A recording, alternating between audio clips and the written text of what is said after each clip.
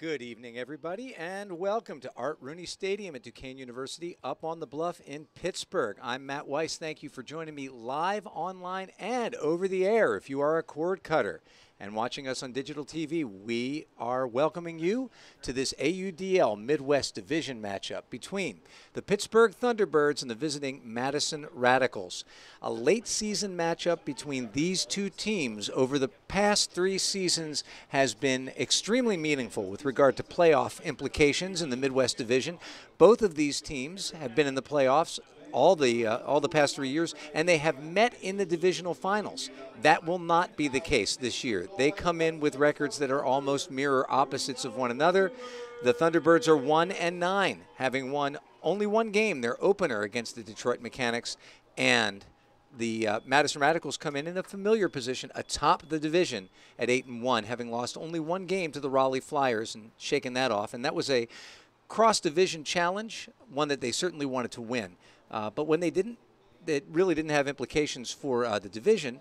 What does have implications for them is this game. If they win today, it puts them in the catbird seat. And speaking of Cats, the Alley Cats are next on their schedule. They head to Indianapolis tomorrow to play the Naptown Nice Boys. And that game should be fraught with implications, particularly if they can't win this one today against the T-Birds. Hometown boy Anson Repperman launches the pull and catching it.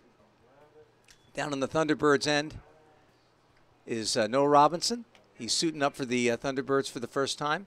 And I'm sorry, that was Sam Van Duzen in that hat. He fooled me with his hat.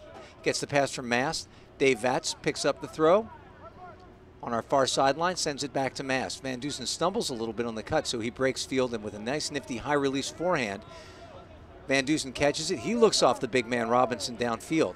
Also in the field for the Thunderbirds right now, Captain Mark Fedorenko, Max Shepard, and Jimmy Toll rounding out this lineup. Little inside out, picked up off his shoe tops, and he has to go down a long way. Tallest player on the Thunderbirds, and he finds one of the shorter ones, Jimmy Toll, but he plays bigger than his height, shuffles it to Van Duzen. They're about 20 yards out right now and playing patient offense right now, which is what they're going to need to play against Madison, which has come out in the man-to-man, but we know we can expect to see some zone downfield. Kevin Pettit-Scantling almost makes a bid there. Fedorenko catches it in front of him, and now he rifles a hammer across field, and he finds Robinson, hits him right there in the hands, perfectly thrown over the top of that Madison defense, and the Thunderbirds with a hold, and that's encouraging to see because they've had trouble with digging themselves a bit of a hole early on, and you can see that hammer dropping right over the top, and Robinson, an attractive target, maybe a target like they haven't had for a good long while. Mike Pannoni no longer in a Thunderbirds uniform, or Anson Repperman, and having the big guy there who played so well at college nationals there to receive that hammer from Fedorenko. Really a nice-looking first point. So the Thunderbirds coming out, taking a 1-0 by Camp. Looked like it might have been a turnover for a second, but managed to hold on to it. Robin Wiseman wearing long pants on this very hot day, probably shielding herself against the turf. And now a little blade over the top. AT gets there in time, but not tall enough to make a bid. And the goal evens the score at 1-1, so both teams take about a minute. Might have noticed number 44, captain of Madison Heist out there, Robin Wiseman. Talked with her a little bit before the game. Last week, the Thunderbirds suited up their first woman in a regular season game, and that was Anson Repperman's sister, Shayna Repperman. Or should we say that Shayna Repperman is the Thunderbird, and her brother plays for the Madison Radicals, but not for too long. He'll be back home in Pittsburgh, member of Temper. He was not one of the guys joining Temper today. Mark Fedorenko gave him a hard time about that. They were at a tournament up in Butler. We'll talk more about that in a minute, but we've got a pull in the air. Looks like Sam Van Duzen's going to watch that sail over his head. Max Shepard picks it up, sends it over to Jonathan Mast, who is quickly double-teamed by Mobby and Meshnik. Across the field, got Mark Fedorenko, puts up his hands. This one's going to hang up. Fedorenko underneath it. He wins a lot of these battles. Graffy there, and look who comes from the backside. It's Robinson. Fedorenko had it lined up, and it looks like Jack Kelly had come over, tried to get into the mix, and Noah Robinson said, you know what, why don't I just get up there and pluck that one out of the sky like an apple from the top of the tree. And a beautiful catch by Robinson. And I know that Coach Pat Hammond's really excited about what he brings, and if you look at Sam Van Duzen's reaction, just jumping up and down to congratulate his receiver, he's excited about it too. So you knew that Van Duzen was going to throw that to Fedorenko when Fedorenko waved at him, and he probably didn't want it to float up the way that it did, but what a nice insurance policy to have in the form of, looks to me about 6'5", 6'6". Pulling for the D team is John Buss, thundering down the field. We've got Liam Rosen, another new Thunderbird, Robarge, Felipe Delgado. Looks like we've got Heffern out there, Akon deep, and rounding things out is Ryan Cicilline. Akon on defense, covering Avery Johnson. Johnson looks to send it back to Nelson. Nelson pulls it down in front of Robarge and laces one up to Dave Wiseman. Wiseman throws a nifty flick out there. It's going to hang up in the air, though, but not long enough for Akon to deny Avery Johnson. And the score is now 2-2. No breaks so far. No turns even. A nice throw there by Wiseman. You see Marquise Mason, former University of Wisconsin football player. His career was ended prematurely by a knee injury, but he's decided to make a career in Pro Ultimate, and talked to Tim DeBile before the game and asked him how are things going for Marquise. Not bad, still finding his way, and it does go to show you that as much as athleticism means in this game, at this level there's a lot of athleticism, and even a Division I college football player as an athlete is going to struggle to play the game at the top level. Repperman launches the pull, bending over to the far sideline where Van Duzen, with that big brim cap, pulls it in, sends it up to Mast, who tends to quarterback this offense from the middle of the field. David Vatz cutting to fill space, and it's cut off quickly by Drews. Drews is wearing Tom the Animal Annan's uniform. Drews is just back from Korea, where he teaches during the year. Robinson with the disc now from Shepard, who he gives it back to right away. And Shepard's got a target deep. And Kevin Pettit-Scantling giving chase, but he will not catch up to Mark Fedorenko, who with 9 minutes left in this first period, when it's been filled with scoring, gives the Thunderbirds a 1-0 lead, and then he bowls it off the, and you can see him there. And Pettit-Scantling didn't have a chance. Max Fedorenko didn't have a lot of time to load up the throw, but he had enough time to send it to his teammate, Fedorenko.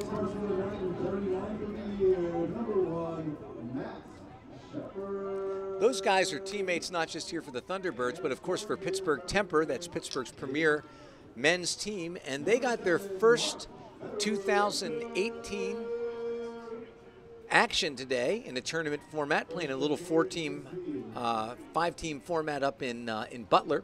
They beat both Philly teams, and in fact had a harder time with the Phillies B team, the Citywide All-Stars, than they did with Patrol, who was the nominal A team. But there's been a shakeup in the Philly club scene. Some of the top Patrol guys leaving for AMP, the mixed team, so things could look different. Pittsburgh bested them all, though. Wiseman finds Nelson, sends it over to Karen, to Johnson, and very smooth offense so far. And Tariq Hughes, a very familiar target. John Diamichis in the area, but not close enough to do anything. And you can see the power of that handling crew back there for Madison.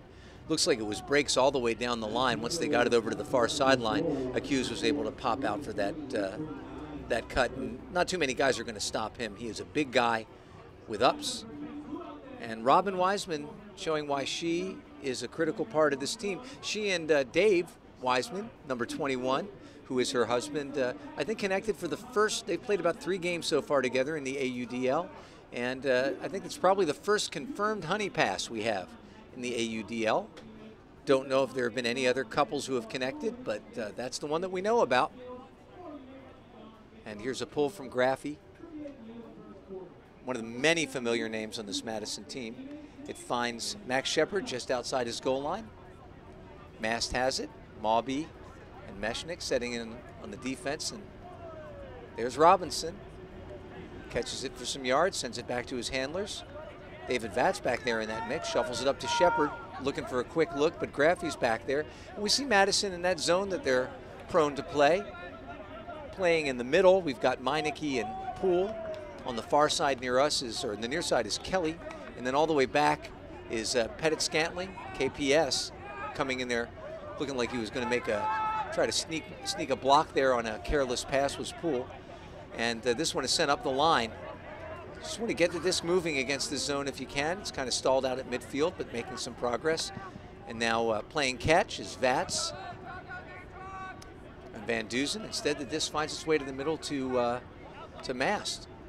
Now sent over to Van Duzen, gaining yard foot by foot. Robinson at the back, and then Van Duzen miscommunicates with Shepard, and instead it's picked off, and here comes Madison the other direction. The first break opportunity, sent up by Poole, and underneath it is Meineke. Perfectly placed pass, and Vats never has a chance. So Thunderbirds have been playing really careful and neat offense, but this goal here by Meineke gives Madison its first break with 7:37 left in the first period. Mentioned that we were talking a little bit earlier with Pat Hammonds, coach of the Thunderbirds. Want to say hello to Peggy and Joe, by the way, watching in Radnor. Always great to have you both picking up the stream, and hope that you're well. She watched Pat try to pull off a very big upset today, and he said, if we do this, it is going to be party time in Pittsburgh. Actually, the exact terminology might have come from GM Andrew Gardner, but both guys focused on that, and both guys said to me independently, both our GM and Pat, the head coach, you know what, this is the best lineup that we've had. It's our strongest lineup so far. Another temper player goes back to retrieve the disc. Kenny Fridella lands inbounds, should be walked up to the corner. Oh, nope, played where it went out, which is the rule in the AUDL. Eddie Peters, Hot Metals coach. Now Robarge with the disc. And some heavy man-to-man pressure in the back. Robarge sends it across the field and getting a little bit sweaty back there. Akon laces it up to Shepard. Shepard has a target deep but decides to pull it back, and he sends it into the middle. Robarge widely catches it in front of Lou. He pops one out. Kenny Fridella underneath it. Angeletti flashes open for a second. AT now playing a little offense. Max Shepard catches it. Got a couple of guys breaking deep. Akon, and then giving chase underneath it is, looks like it might be, is it Repperman? It is. The air traffic controller, which is what we used to call him. And that was a height mismatch when it turned out that it was going to be a battle between Akon and Anson Repperman, and the former league leader in blocks gets another one there. If Angeletti had been the primary contestant, that would have made a difference. Akon, with one of his trademark layouts, he will get that block, but Colin Grandin catches this one. But he's been making bids all over the place this season. And now Madison with a chance to break twice, which would be a blow to the Thunderbirds. Tom Coolidge sends up a forehand, finding Grandin underneath. Grandin goes up against Kahn, catches it right on the goal line. Shepard coming to put on the mark, Repperman into the end zone. Luo with the disc on the goal line. They play catch a little bit, and then he sends it to Meshnik. Score is signaled, and then two consecutive breaks put the Thunderbirds down 2. And you can see there a comfortable catch for Meshnik, and the Thunderbirds with 6 minutes left give up 2 quick breaks, which is really unfortunate. It was a good look downfield. Both of those receivers that Shepard was looking at had a few steps on their guy. But, you know, when you've got a guy like Anthony Kahn going against a guy like Repperman, and he's got a few steps, what you got to do is keep that throw low and put it on a line. Instead, it popped up, and it's prone to do that here in Art Rooney Stadium. You can see at some point you'll catch a glimpse of the flags. They are blowing steadily to the east, away from the Ohio River, up the Allegheny and Monongahela. Going in the opposite direction is this pull, which finds Captain Mark Fedorenko, who sends it up to Jonathan Mast. Mast looking at a first vertical stack that he's seen, if you can call it that. Robinson and Beardsley, 2 tall receivers deep. Beardsley sneaks behind the defense, but the disc is in the hands of Vats. Fedorenko goes up high to pull down a little bit of an iffy swing. Vats has it again, looking for somebody to throw it to, and he finds Mast. A little bit of a wall in front of him, and that wall is punctured. Van Duzen with the disc, and he finds Robinson. Easy as you please. So the Thunderbirds don't waste any time with their O team and pull it to within 1. You can see a nice shot to a wide open Robinson, and the key to that was just finding a way to bust it through that line of defenders, that sort of loose zone. It was really a man-to-man, but it sort of lapsed into a zone. It sagged into a zone to clog the throwing lanes, but Thunderbirds found a way through. And, of course, Madison famous for its defensive system and its ability to work people into it. Robin Wiseman telling me before the game she'd like to play a little more zone, but there are a couple guys they try to work in at a time, and they tend to do it pretty seamlessly. They lost Jay Frew to the Dallas Roughnecks this year, and they've moved other guys into that position, and they sit atop the division, as we said. Big John Buss launches a pull. A lot of scores in our east end zone. Buss's pull falls out of bounds. Andrew Miller, the official, marks the spot with his cap, tosses it into the middle of the field where Nelson will take it. Our officials today, our head official, head referee Brian Heim in the back. Andrew Miller on the sidelines with us. Over on the far side, looks like we've got Mike Gorham at the back, Trevor Bauer. And also joining the officiating crew is Neil Donahue, who is in the booth with us now, and I think Andrew Miller will come and join us so that Neil can get down on the field. Thunderbirds in that zone of theirs, Robin Wiseman handling against it. And this is a sort of line in front of the thrower, line of 4. He's trying to throw, force an impatient or foolish throw in that front group. You've got Robarge. Now it's sent up to Wiseman, kind of gets it around there, gains some yards. Cicilline giving Chase Delgado on the far end of that tail angle eddy closest to us. In the back is Buss, Diesel Diamichis, and looks like Dave Vatz back there. But to no avail. Madison makes relatively quick work of the zone. Hey, I misidentified a player. I was surprised to see the human backwards hat, David Vatz, on the field for defense. It wasn't. It was Liam Rosen, also playing his first game for the Thunderbirds, who trail 6-4. Madison up with 4:47 left in this first period. Hey, I promised John Diamichis that I was going to make amends to him for a call that Charlie Eisenhood and I made on the Ultiworld broadcast not too long ago when the DC Breeze was in town, just a couple of weeks ago. John Diamichis makes a big bid and lays out in the end zone. I can't remember which player it was on DC who looked as if he had been clipped by Diesel and pulled up lane, had to limp off the field, and Charlie and I were both a little exercised about it. It turns out, and I talked to Darryl Stanley, the coach of the Breeze, after the game, that there was no contact at all, and Diesel said to me, it was a gratuitous bid, no doubt, but I didn't come anywhere close to him. That was just cramps on the part of the receivers. So glad to hear that there was no contact, and Diesel, your reputation for clean play is restored. Robinson not afraid to pull the trigger. Jimmy Toll on the other end. Oh my goodness, a nice defensive play by Colin Grandin underneath that. Jimmy Toll managed to make that little flare cut into the back of the end zone, hoping to catch that bender from Robinson. Robinson showing that he's not intimidated at all by the pro game, coming from college nationals. And he'd been a receiver up until then, but he launched that one. And Colin Grandin, a terrific defender, and he just had the angle and the ups. If he didn't have, he actually had more ups than angle. Luo with the disc, throws a little air bounce to Coolidge in the middle of the field, who sends it back to him. Kevin Pettit-Scantling cycling in, Poole in the middle. Grandin with the disc now, and Poole has it, being forced to the sideline by Vatz. KPS has it, looking at a vertical stack. They've been running it up the line, but now they look like they're going to try to move it to this part of the field, and it skitters away from Meshnick. Don't know if it touched the turf before he got it, and Max Shepard wasn't really looking.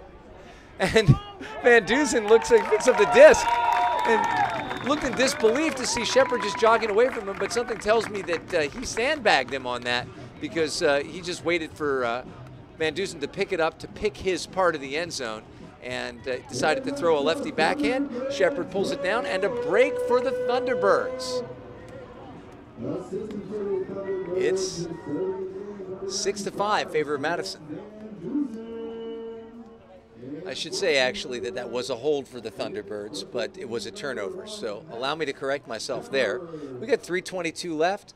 Thunderbirds within 1, and they did believe that they could surprise these guys. And I don't know if Madison is surprised. I talked to Repperman before the game and said, hey, Indy is your big game this weekend. They're at 7-2 right behind you. Are you looking past Pittsburgh? He said, I have not heard anybody talk about the Indy game yet. That's tomorrow. Today we've got the Thunderbirds, and right now they're in a fight. Pull lands in front of Wiseman. Robin picks it up, sends it in the middle to Benji Karen. Karen finds the speedy Peter Graffey, and then Tarek accused with a nice cut against Diesel. Diesel, can he catch up? He can't, and it's a really nice shot. Accuses catches it just outside the goal line marked by Beardsley. He's got Camp behind him, quickly joined in the double team of AT and Eddie Peters, looking to pass out, and it throws a hammer over the top to a diving Marquise Mason, who scoops it up just off the turf. And that was a high stall hammer, was not their first choice. But you can see Marquise Mason using that athleticism we talked about, concentration, looks it right into his hands, rolls over, and gives his Radicals a 7-5 lead. Don't know if you got to see the cut that Tariq Accuse made. Tarek Accuse turns his defender inside out, makes a hard in cut, and then turns around. And it was a nice put to him. Looked like he might have caught it before he jumped, so the disc was placed on the one. And didn't take Madison too long, but that double team with Alex Thomas and Eddie Peters had the desired effect. It was very difficult for thrower to pass out of it, and ultimately he had to go, I think it was Colin Camp, with a dink hammer over the top, turned into an adventure. Repperman using those big limbs to send up a pull, which turns into a bit more of a boomerang than anything else, angling back to us, lands close to midfield. Shepard picks it up, and he's joined quickly by a double team, which doesn't get a chance to settle in. We see Madison playing that loose sort of zone. They'll lapse into a man-to-man pretty quickly, I think. Fedorenko with the disc now, surveying what he has, rifles it back to Vats. Vats sends it into the middle to Mast. Mast looks off Fedorenko and decides to drop one over to Van Duzen. He is dangerous there. He's got Jimmy Toll across the field, decides not to test Big Jack Kelly in the middle of the field. Instead, the disc is in Mast's hands. Fedorenko on the far sideline, just 5 yards out. Thunderbirds need to be careful here. There's no need to rush, but Madison will not come out of its zone. They like to play zone on the goal line. A lot of teams will go fire. You'll hear calls of fire, fire, and that means man defense. No man call here. Vats looking for a place, as he often does, trying to find a spot to get open. Nifty scuba over the top to Mast. Now Van Duzen. A lot of field to command, and you see Vats pointing back there. I've got room in the back of the end zone. He clears that corner for Mast, and now sneaking in the back. Don't know how nobody saw him, but it's the big guy, Noah Robinson.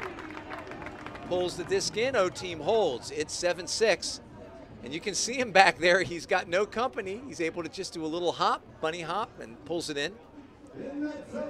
And so Noah Robinson making an immediate impact coming off of Pitt's roster right onto the Pittsburgh Thunderbirds roster. Hannah Phillips down there taking pictures in the end zone, one of two excellent photographers who usually work these games. And Ed Thompson of High Exposure Photography, also probably in the stadium. If not, he's photographing another Pittsburgh sporting event. And both of those photographers really captured the game beautifully, able to show you not just the action, but also the personalities of these players. John Buss with the disc. Fast-paced quarter, minute and 48 left. Disc coming down to Karen, who finds Nelson. Quickly marked by Delgado. Straight man-to-man here. Settling in on the mark on Accuse is Buss. This one shot across to Robin Wiseman. Robar's with her. She likes to break, and she breaks to Nelson. And then he sends one to an in-cutting Dave Wiseman. Looks to throw a high release to his wife, but thinks better of it. Throws it to Colin Camp instead, marked by AT. Downfield, Accuse working against Buss, and he gets open. He's able to continue to Dave Wiseman. Got a Peter Graffey streaking into the end zone ahead of Angeletti on the break side, and with a minute 12, Madison reclaims a 2-goal lead.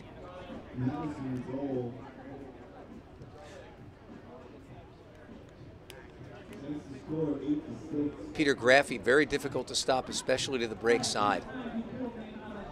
You can see that Robin Wiseman is absolutely no novelty for this team. She is a part of their offensive team. She's a good handler, and She told me that the only real difference playing out here is that you've got different angles, different capabilities in your receivers that you have to account for.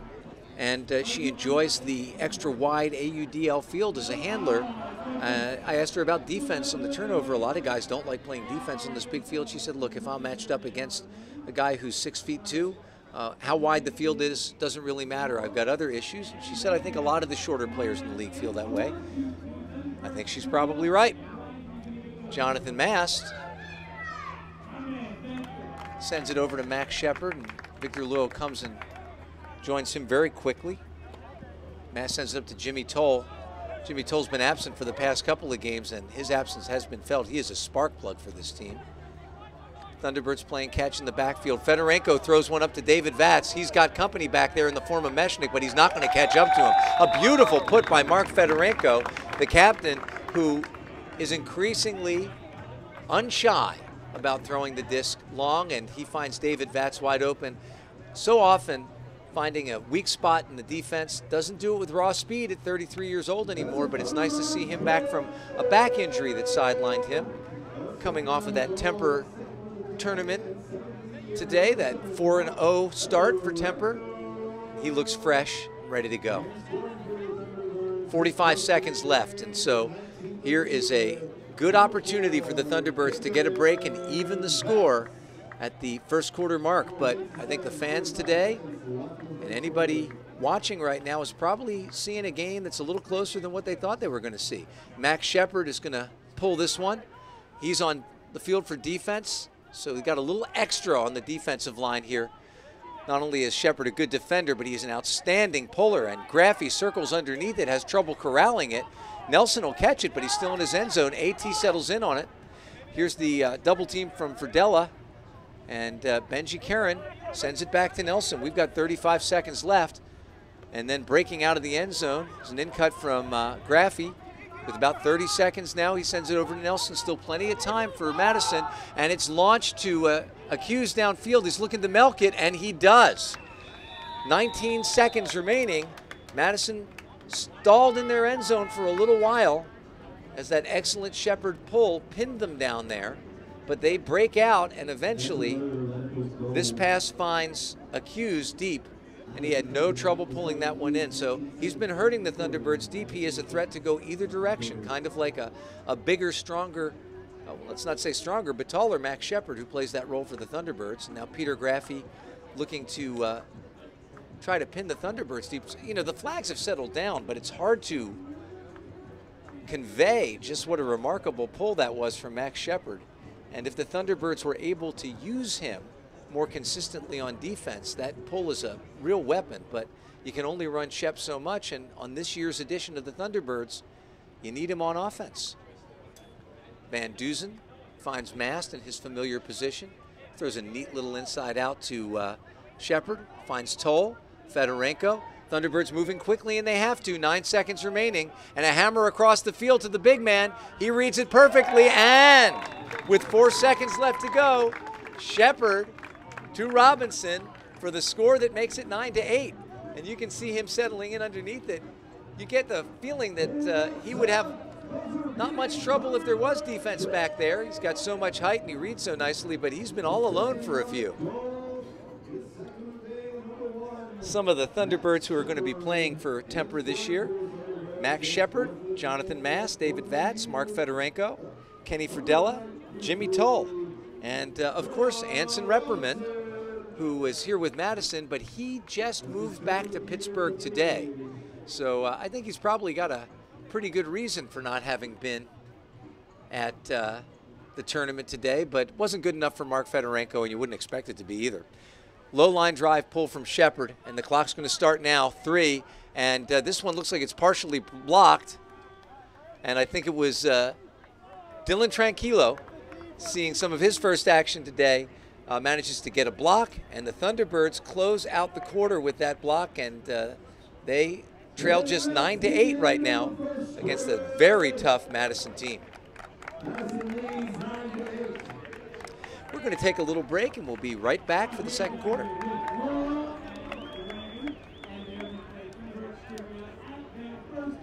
This is number 11, Ryan Ciccione for your Pittsburgh Thunderbirds, and you're watching American Ultimate Disc League action.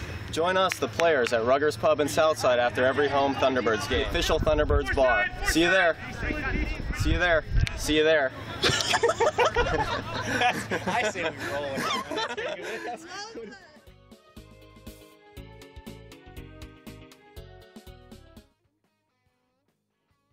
Ryan Ciccione, appearance on that little commercial there for Ruggers.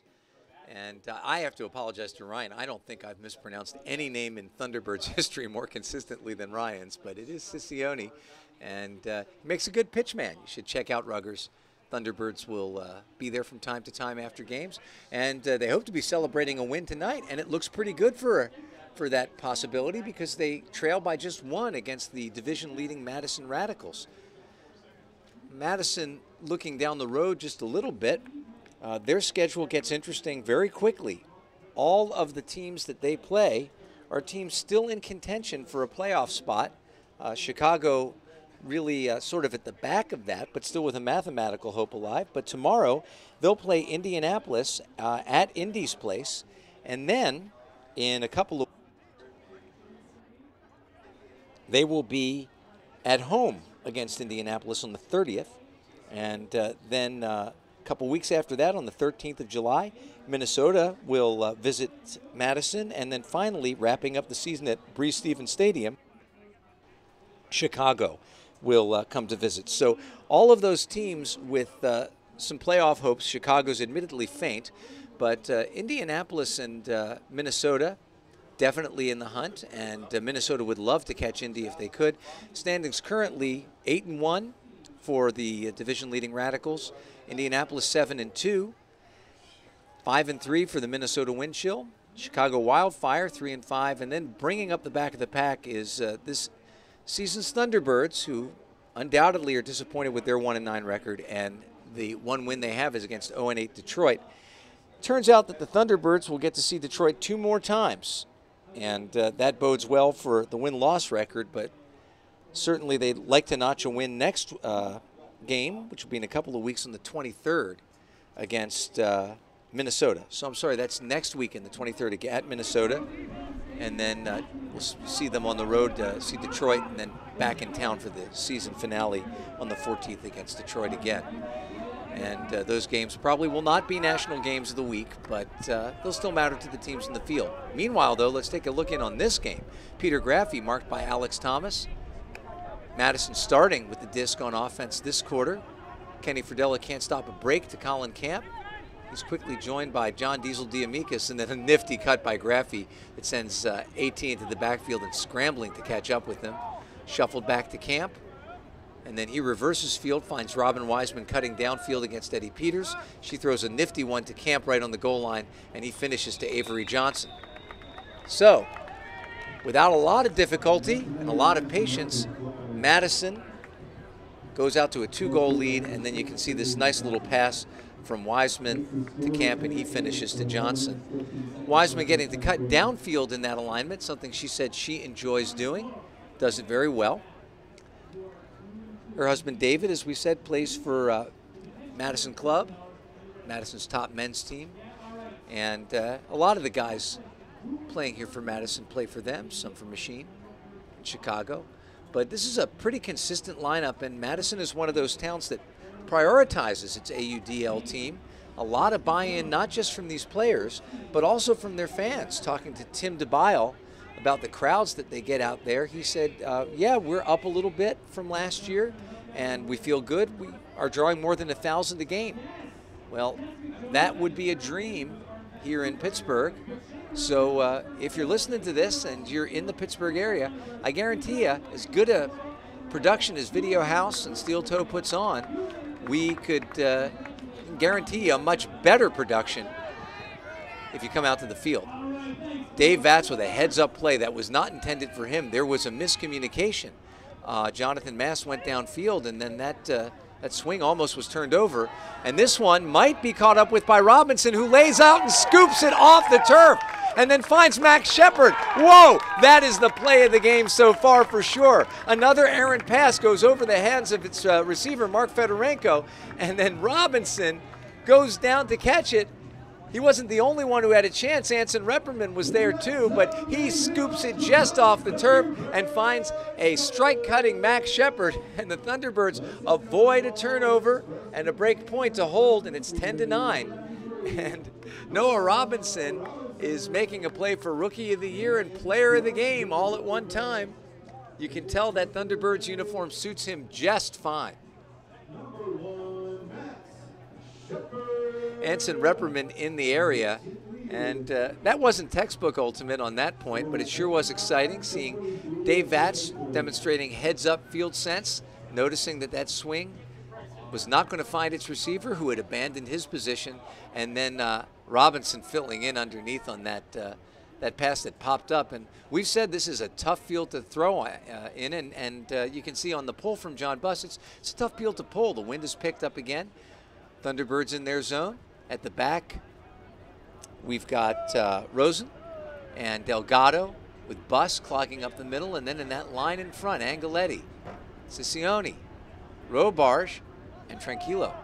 Across the field, Colin Camp asking for the disc, and that's exactly the kind of throw that Pittsburgh wants Madison to make, and that Madison is pretty good at not making. Hanging out here on the side is Wiseman. Benji Karen's got the disc right now, and he shovels it up to Dave Wiseman.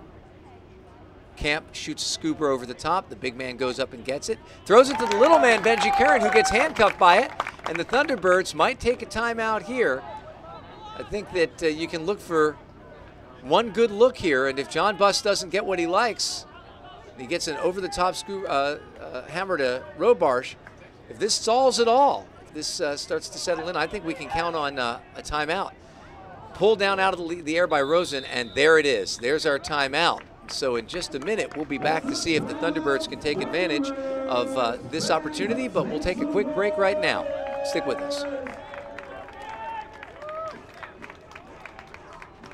Hi, this is 00 Justin Kincaid for your Pittsburgh Thunderbirds, and you're watching American Ultimate Disc League action.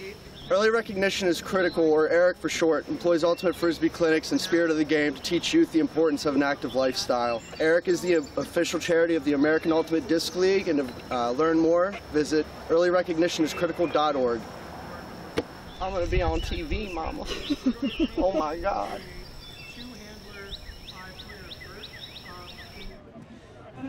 We're back as the Thunderbirds have the opportunity to even the score. It's 10-9 now, 9:41 left in the second quarter. And a fortunate gift from the Radicals, as Benji Karen could not handle a pass from Dave Wiseman. And the Thunderbirds send their offensive team out on the field. A little bit too much adventure, as Liam Rosen, one of the two Thunderbird rookies out there, had to pull down a high swing pass, and he said, enough's enough. We don't want to squander this. Downfield for the Thunderbirds will be Vatz and Fedorenko in the middle primary cutting positions. Robinson, of course, on the near sideline. Jimmy Toll on the far sideline. Arms akimbo. Jonathan Mast will start the disc in play, and he is flanked by Van Duzen and Shepard, so no surprises for the Thunderbirds. Countering that lineup will be Coolidge and Luo. In the back, Pettit Scantling, Repperman, Grandin, Meshnick, and Drews. Drew's wearing Tom the Animal Annan's number 7. Max Shepard pulled back a huck, and we got a travel, a thrower travel, which in the past had been a turnover. Instead, it's going to be a 10-yard loss, and it's going to send Shepard back into his end zone. Players are free to move even before the whistle, but Shep is not free to throw it before the whistle. Gutsy little inside out from Mass. Pettit Scantling on Fedorenko's mark, and really aggressive defense here, but if they can get a break off, and oh boy, we got Robinson deep against Repperman. Battle of the Twin Towers. Who's going to win it? Robinson doesn't even give Repperman the opportunity to jump to get that Van Duzen throw. And the Thunderbirds with a big break to tie the score. And you see that claw sign. And here we see the claw in replay. Wow, look at how high he got up. Repperman had no shot. So we talked a little bit about the suffocating defense early on. Max Shepard loads up a big forehand huck and pulling it back. The recoil caused him to travel. Thunderbirds back in their end zone, but some nifty handling by Mast. Finds Van Duzen with a well-timed Robinson deep cut. And after that, it was just the Sky Pilot climbing the ladder over the air traffic controller to grab the disc out of the air. Thunderbirds send out a defensive team to try to, and this is D1 really that's going out on the field because they managed to steal that one with D2 in that junk zone. And so Eddie Peters will jack this pull going downwind for a change. Of course, the wind settled down. It always works that way. Robin Wiseman settles underneath, gathers it in, and sends it up to Nelson, a guy who looks like he should play downfield. He's one of those tall handlers in the Steve Mooney model, for those of you who are students of the game and know the Hall of Famer. Fridella selling out on that backwards cut. Nelson is able to throw one up. He's got Mason underneath, and Beardsley gives just enough of an effort to get Mason to commit. Not sure if he managed to touch it. And we might get the second time out of the quarter, but I doubt it. Eddie Peters is going to try to work with defensive team number 1. Akon now joined by Colin Camp. They'll be working against the O team, and that means that Robin Wiseman is on the field. She is not the biggest player on the field, and she's going to be covering Kenny Fridella as a handler, but might be some opportunity to get him downfield. Diesel laces it up to Akon. He's got field vision, and he sends one into the air, and it looks like AT gets Graffy to commit. And Graffy can't jump in time, so the Thunderbirds with a second consecutive break. And a masterful bit of receiving there that didn't look like the strongest throw, but you see that AT forces Graffy to commit a little bit earlier than he wanted to, and by then the disc had a little pace on it, and it finds Alex Thomas in the end zone. And so little energy expended there that some of those guys might be able to stay back out. That's a big one as the Thunderbirds seize their first lead 11-10 with 8 minutes remaining in this first quarter, or sorry, first half, second quarter. And you see Dave Lionetti, assistant coach, talking to Eddie Peters on the sideline. Thunderbirds excited, upbeat, with a lead that they probably didn't think anybody believed they could get. Here comes Fedorenko trying to solve the downwind pull, and he does with a high arcing bender, which will find its way to Victor Luo. Quick defensive pressure by Delgado and Robarge, and the disc in the hands of Drews. Drews sends it back to Luo, who pops one out to Pettit Scantling, filling in underneath across the field, and it's a low one, which is gathered in. Looks like by Coolidge over there. And those handlers working hard against the Thunderbirds defenders, and now Pettit Scantling is going to catch this one for a goal. And you can see it's happened a couple of times now where Thunderbirds defenders have sold out on the block. You can see Kevin Pettit Scantling catches Angeletti. But that all started not with that cut deep. Can't really blame Angeletti. He was settled in to play defense against an in-cutter, and that made sense until we had an overcommitment by a Thunderbirds defender guarding a handler, and that handler is able to then catch the disc going downfield in what we call an ultimate the power position. He had momentum downfield, vision downfield, no mark, and a deep cutter. And against a team like Madison, that's absolutely going to result in a goal most of the time. And I think it would be wise, and I think Pat Hammonds is probably talking to the team on the sideline right now saying, hey, we're not going to get a turnover against these guys because we managed to block a dump. You know, by all means pressure them, make those contested throws. But the 2 turnovers that they've had have come on throws that just weren't caught. Benji Karen made a mistake. And then Meshnik couldn't quite gather a throw in. Shepard right now, marked by Meshnik, sends it across the field, and Vats lets it go. And Fedorenko catches it and shuffles it up to Vats, who's quick to send it back to him. Van Dusen asking for the disc. Fedorenko without a lot of great options next to him, so he sends a scoober, which hangs up, but not long enough for Jimmy Toll to miss it. Shepard buzzing around 10, pops it out to Fedorenko, who jumps on the catch, and it's a score. So the O team with a quick hold, 7 minutes, 1 second. And you can see Fedorenko, a big factor on that point. He was surrounded, didn't have an easy dump, so he popped the scuba over the top. It floated a little bit, but Jimmy Toll pulled it down. And from there, Fedorenko doing a little bit of a dance. He deserves to. It wasn't the safety dance. That throw didn't look too safe, but it ended up being the difference maker there. And he's happy to collect it and accepting congratulations from the O team, which has been pretty steady. So like I was saying, if you're Pat Hammonds, you got to say to your team, the D team that's about to go out there now and try to steal another break and increase this lead by a point, say, be patient against those handlers. They're smart. But these guys aren't flawless. We play pressure defense, make them throw a lot of passes. The wind's a little tricky. We'll get turnovers. Don't make a mistake. They won't make too many, but when they make them, we'll capitalize.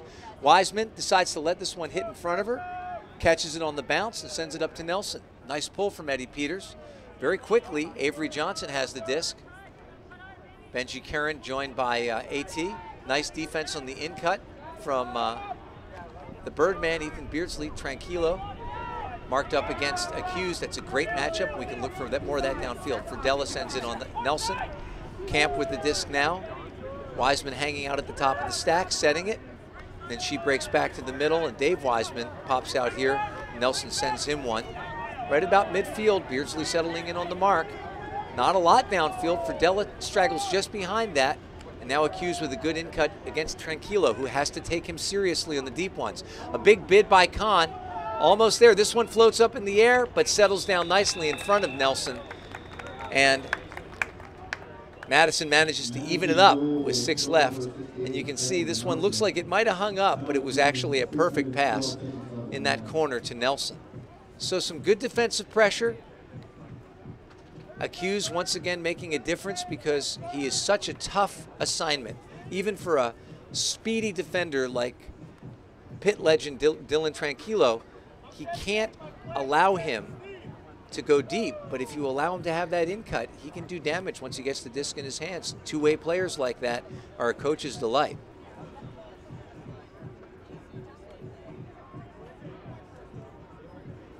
Want to remind everybody that if you come down here to the game, it's only $8, and it's a beautiful scene, really nice night out at Rooney Stadium. Concessions are here, hot dogs, beer, all the traditional ball game stuff, but without the tradition of long conferences on the pitcher's mound and pitching changes, and all of that stuff, just action from beginning to end, and we've seen some great action so far as this score is knotted up 12-12 with about halfway through the second quarter. Mast and Shep playing catch back there. Van Duzen always looking to break it out. He's got Jimmy Toll going deep, but it's a little bit too far, so instead he sends it up to Fedorenko. Fedorenko sees Vats working deep against Meshnik, and Vats tirelessly cutting in and out. Now he floats into the middle, makes a cut into space, and who's going to follow for him? Nothing much downfield except for Max Shepard. Shep's in the power position. Toll looks to go deep, but he's got company in the form of Grandin. Now they've got the big guy at the back of the stack. Reprimand and Robinson, a matchup that so far Robinson has gotten the best of, and now Robinson appears underneath. Reprimand staying behind him. He's got Shepard. What Shepard got downfield, Jimmy Toll going deep, and he's got Toll and Vats trailing the play. Don't be surprised if David Vats comes up with it, but instead, in front of a bidding Colin Grandin, Jimmy Toll catches it, and David Vats in position to pull it down, but Max Shepard sends this one, looks downfield, sees Jimmy Toll breaking, unleashes that bender forehand, and it finds its way over the defender, and Jimmy Toll making sure there's no question about it. He reaches up, grabs it, says, Dave, I'll let it go next time for you. And the Thunderbirds hold. They didn't start the period with possession, but that break, and then the next break, which followed it, have given them a 13-12 lead. They are clinging to it, and they have an opportunity to force another one. You got to wonder at what point Pat Hammonds is going to send out Max Shepard again on defense to pin Madison with a deep pull and maybe make a play and be on the field so he doesn't have to burn a timeout. He's got a shooter out there. Not this time, though. Instead, John Buss pulls this one to Benji Karen. Nelson on the field with Wiseman handling. Downfield, we've got Johnson, Graffy, Accused, and Mason. And playing that Thunderbird zone, that loose straggling line in front of the throwers, clogging the lanes. And here popping one over to Accused is Nelson. Now Graffy has it, and he throws a big hammer to a cutting Avery Johnson, who just can't catch up to it. And that's a risky throw. I don't know how Tim DeBile's going to feel about that. Because, you know, Madison has not had a lot of trouble with this zone. They've been able to move it when they've been patient, but that was definitely not patient. So, will we see another timeout? That's what happened last time, but we've still got a lot of time left in this half. Robin Wiseman runs into that strike cut space, which leaves Robarge with the opportunity to go back and get it. John Buss unleashes a huck, and we've got Angeletti and Karen. There's a height mismatch, but along comes Graffy. No field is too long for Peter Graffy to make up distance, and he sure did there. You had to love the matchup, and John Buss did, but the odds evened up very quickly when Graffy got there. Now Nelson, joined by Delgado, sends one into the middle. Robin Wiseman with vision, laces it up to Avery Johnson. He's joined by a double team. Delgado on Nelson. Wiseman with it. She shoots it up to Accuse in the middle of the field. Akon on him. Wiseman goes downfield. Nelson wiggles and waggles and then gets the swing and then throws one up. Accuse is back there. Akon mistimes his jump, but Accuse does not his, and I don't know that it really mattered when Anthony jumped on that one. Accuse really had the position and the height. You can see that here. And Anthony just looking for an angle but can't find one. And so it's 13-13 with the Madison hold. And we'll see if the Thunderbirds can match them. They send out their O team, and no surprises to the personnel. Pat Hammond's getting used to calling number 93. No number on the back of his jersey, wearing one of the extras today, but something tells me that they're going to ask him what number he wants and print one up as quick as they can. Of course, that does take a while. I know that before the game, Tim DeBile told me, you know, we don't have... He'd ordered a new jersey for one of his new players who's out there, and he said, you know, I ordered it at the beginning of the season, still hasn't arrived, so laundry can be a problem at this level, but Robinson, I think we're going to get to know him pretty well. When you think about a guy like Robinson, Mo Diarra getting back next year, Thunderbirds are going to have a lot of downfield speed, and Alex Thomas developing as a player on both sides of the disc.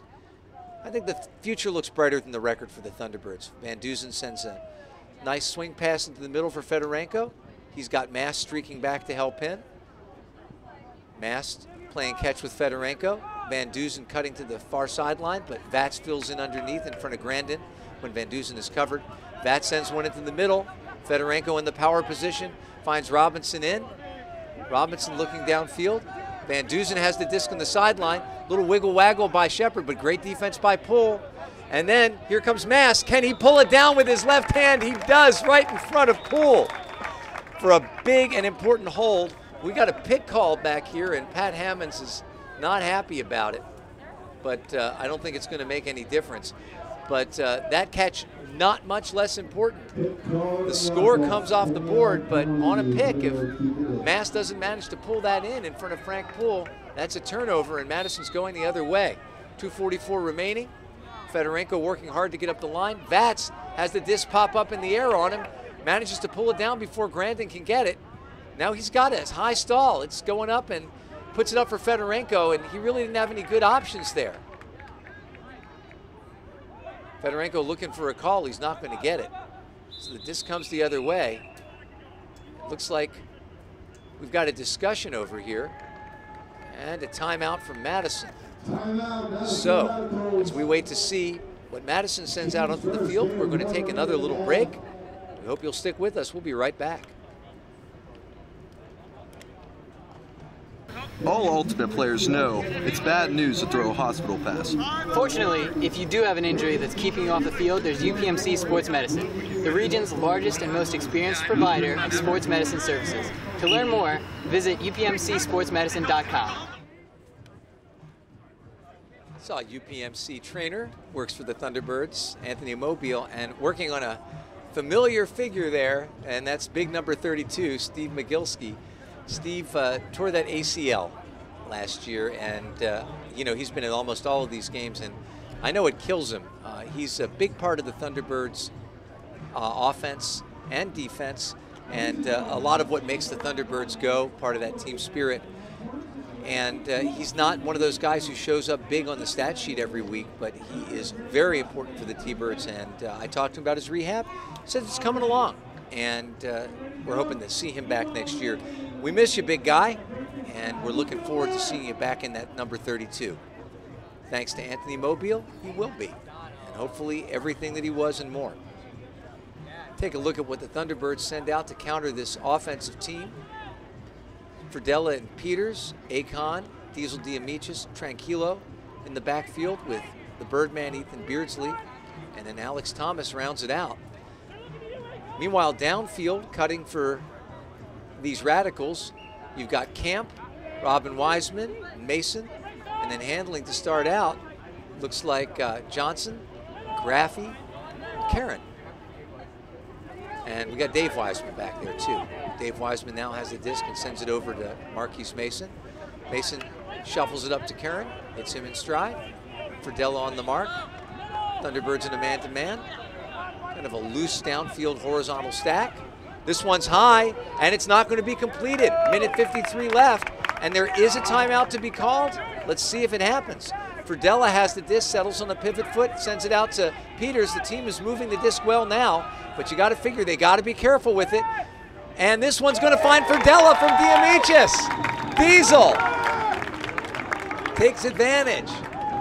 Wow, that's a big one. The Thunderbirds managed to hold. As Diamichis catches it over there, and instead of calling a timeout to get the offense back on the field, he says, "L'offense, c'est moi. I'm the offense." And Kenny Fridella on the receiving end. Thunderbirds hold that 14-13 lead, so that was a precarious and perilous position for the T-Birds. They could have given up a break. The defensive team comes out after the timeout. They do what they're supposed to, force a high throw, and then they score, which means that the Thunderbirds still have a timeout remaining and can use it, maybe take advantage of another break. But first, they got to get that turnover, and who are they going to send out to do it? Looks like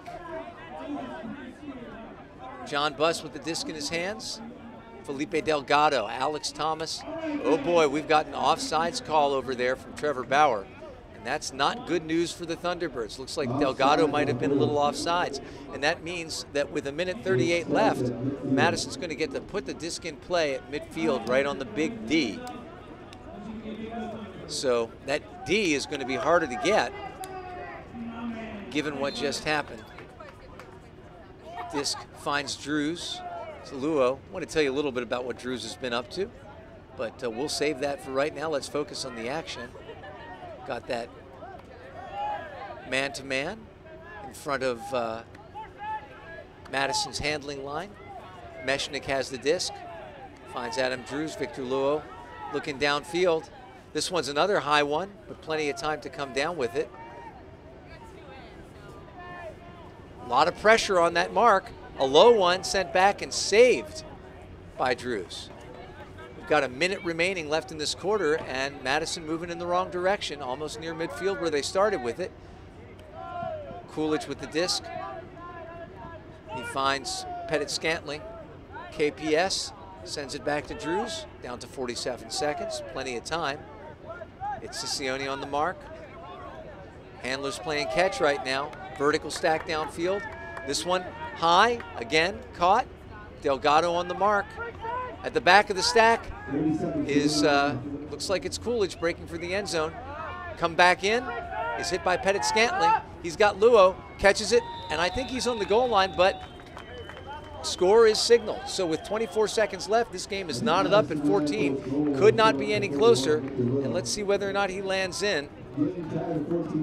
All that matters is that the officials called him in. Could have had a discussion if we were playing USAU rules, but didn't see any complaints there from the Thunderbirds. So both teams with a timeout. Both teams with 14 points, 24 seconds remaining. Thunderbirds certainly want to have the opportunity to score and send this game into halftime ahead. Definitely don't want a quick turnover, but my guess is that this offensive team, don't even have to tell you who's out there, you know the usual suspects, will look to strike aggressively if they have the opportunity. A very nice pull, finds Van Dusen deep in his end zone. He sends it up to Mast. Mast surveys what he has, uncontested swing to Shepard. We've got Peter Graffy playing free safety back there, which means there are going to be shots open underneath, but with 13 seconds, it's going to happen quickly. Fedorenko catches the disc. We're down to 9 seconds. Fedorenko might have to throw it across the field. He's got Vats all the way across there. 3, 2, 1, and The disc is fired up to Vats, and it hits him maybe in the hands or maybe it hits Poole. But looks like the Thunderbirds maybe lost track of time a little bit, are unable to score the point that would put them ahead at halftime, but they can't be disappointed. They said they came out with their best lineup. They said they felt they could run with these guys, and they can. The score at halftime, Thunderbirds 14, Madison Radicals 14. And we're going to take a break for halftime, but we suggest you don't get too far from your computer or your television. You're going to want to see the second half of this game. Thanks very much for being with us, and stick with us. Go get a snack. We'll do the same, and we'll see you back here for half number 2, Thunderbirds 14, Radicals 14. This is number 11, Ryan Ciccione for your Pittsburgh Thunderbirds, and you're watching American Ultimate Disc League action. Join us, the players, at Ruggers Pub in Southside after every home Thunderbirds game. Official Thunderbirds bar. See you there. See you there. See you there. I say we roll. That's pretty good.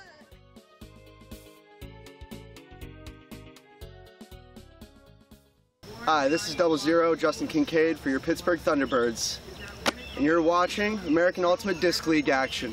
Early recognition is critical, or ERIC for short, employs Ultimate Frisbee clinics and Spirit of the Game to teach youth the importance of an active lifestyle. ERIC is the official charity of the American Ultimate Disc League, and to learn more, visit earlyrecognitioniscritical.org. I'm gonna be on TV, mama. Oh my God. All Ultimate players know it's bad news to throw a hospital pass. Fortunately, if you do have an injury that's keeping you off the field, there's UPMC Sports Medicine, the region's largest and most experienced provider of sports medicine services. To learn more, visit upmcsportsmedicine.com. On behalf of the entire Thunderbirds organization, we want to take this time to say if you notice a pattern in your life of feeling unhappy, angry, lonely, or general feeling that the quality of your life has decreased, to seek professional counseling services. Progressive Counseling Center provides an outpatient, comprehensive opioid addiction treatment program, as well as treatment for alcohol and other substance abuse and dependency problems. For more information, visit progressivecounselingcenter.com. This is number 27, Felipe Delgado for your Pittsburgh Thunderbirds. And you're watching American Ultimate Disc League action. DiscStore.com is a proud supporter and official sponsor of the Pittsburgh Thunderbirds. Thanks to Disc Store and Hockett, fans have an opportunity to win cash after each third quarter of every Thunderbird home game during our Hockett Bucket Challenge. This is number 27, Felipe Delgado for your Pittsburgh Thunderbirds. Yeah, from the top. From the top. That was so good.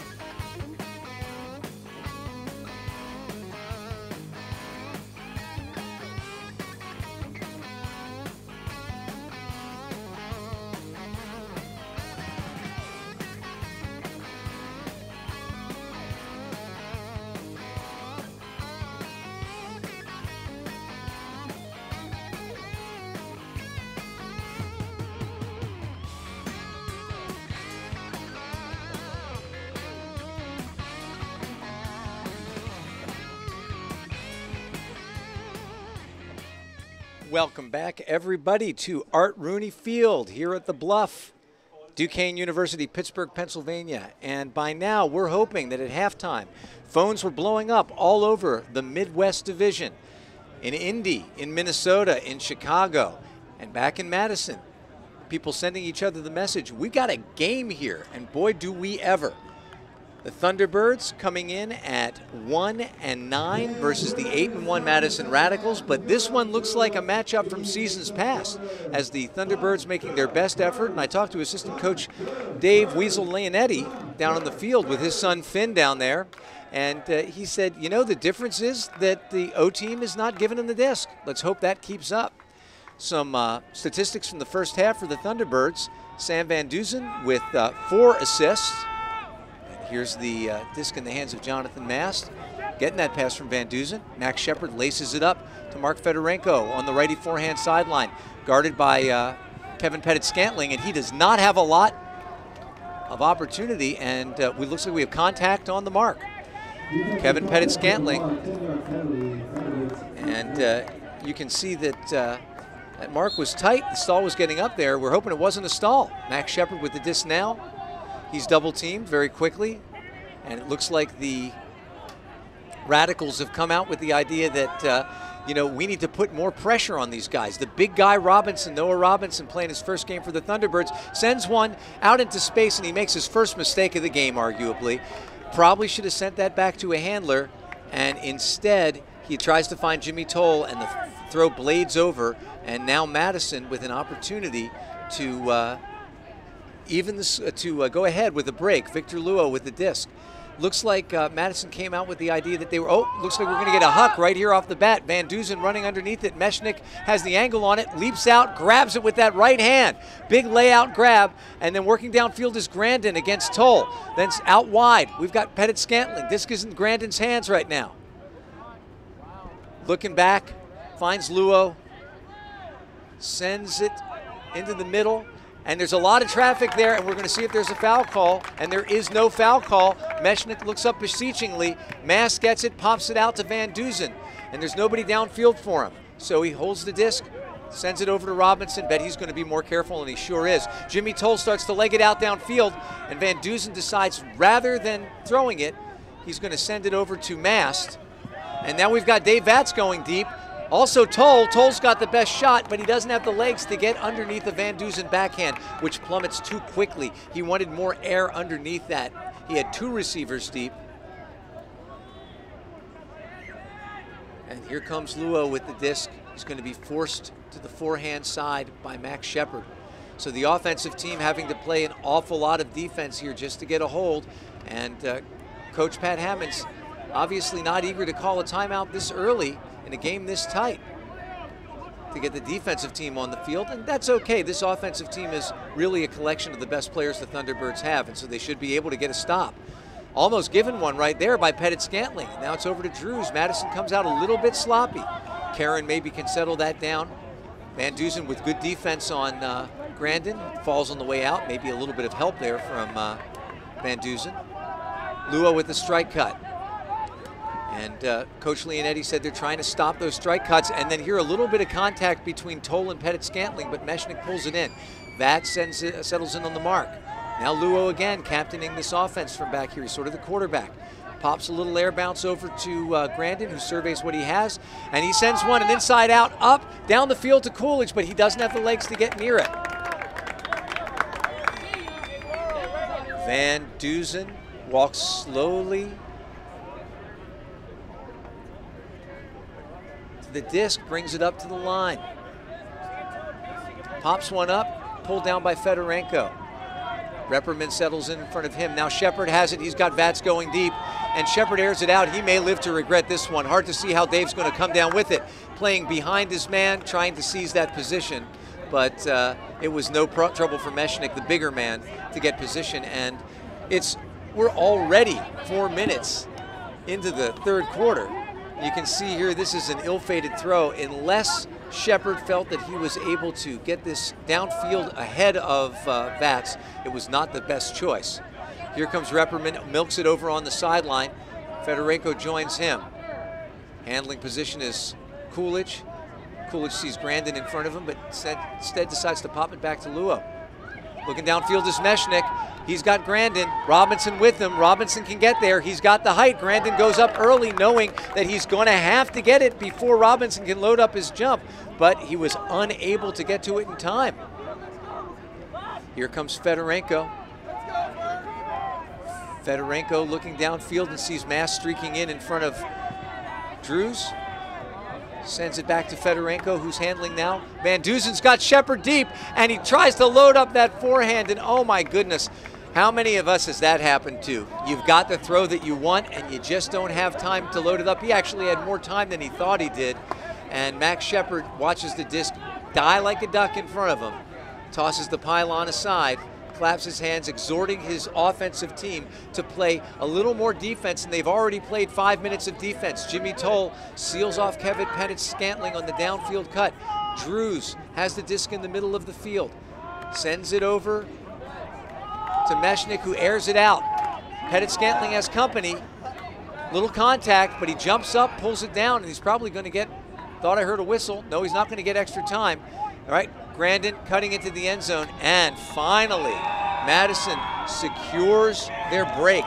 But it's been 5.5 minutes here, and you see Kevin Pettit-Scantling pulls it down, and Grandin seeing that, running the strike cut all the way. Robinson unable to stop that one, and so Madison had to work hard to get that break, but they got it, and now they lead for the first time in a little while.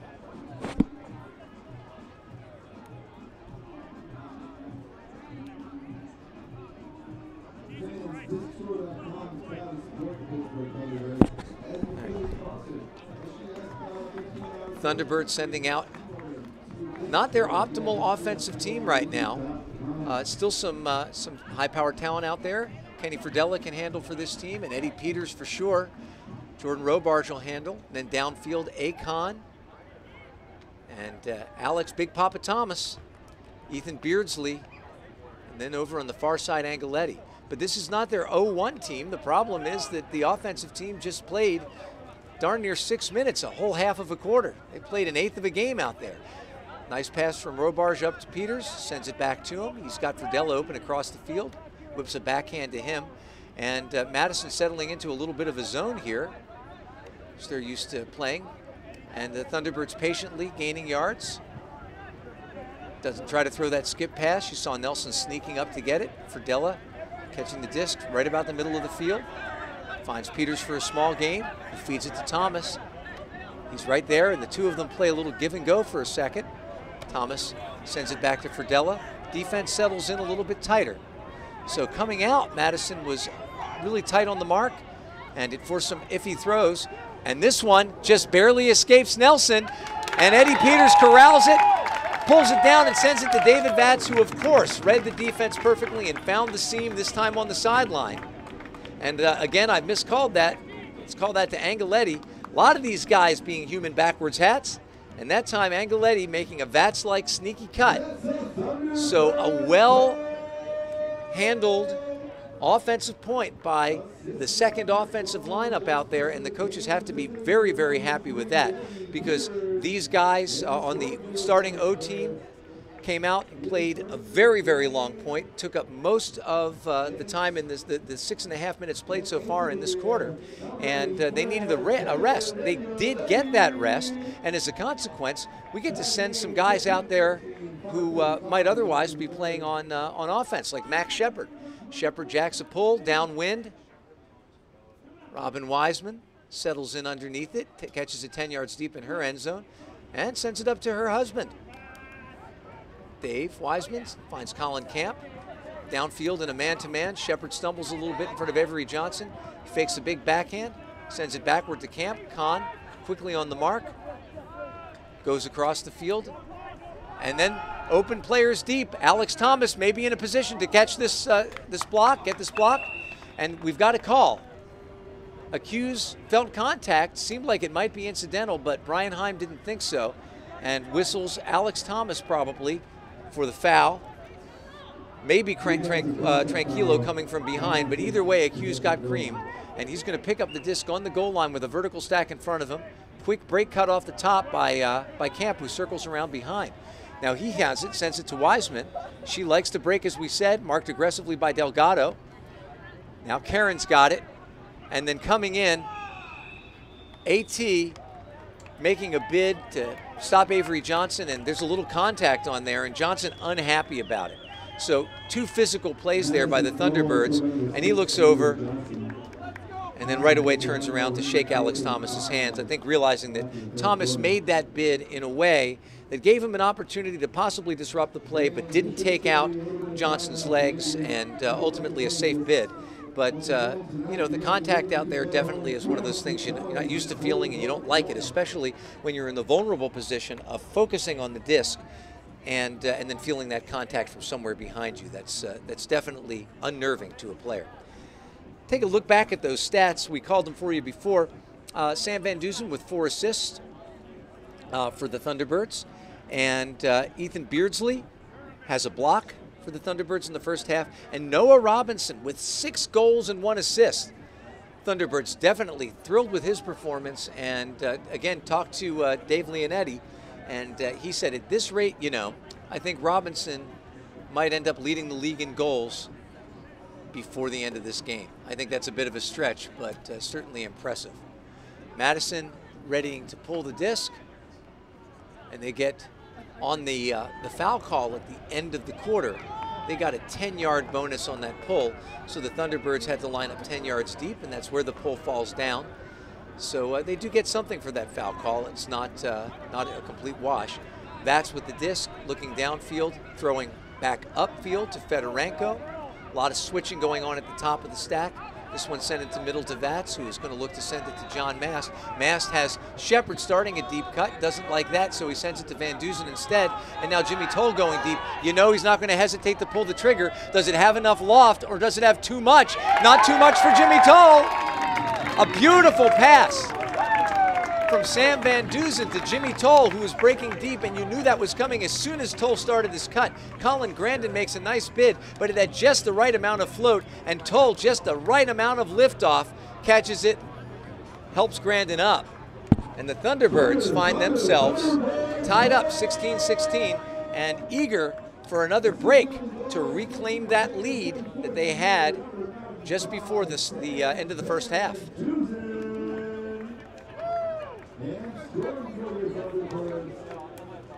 Going to be a lot of club team action in Pittsburgh this summer and then into the fall.